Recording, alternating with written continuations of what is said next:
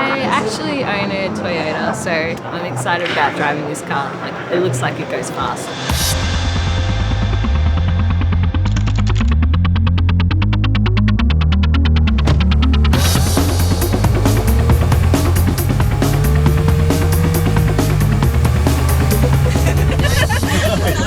I think it handled really well. I didn't think I was going to make it on such a tight turning circle, but it did. Oh wow. That's good, that's good, that's good. Oh. No way. This car just like takes off. I wouldn't mind it in white with a black roof.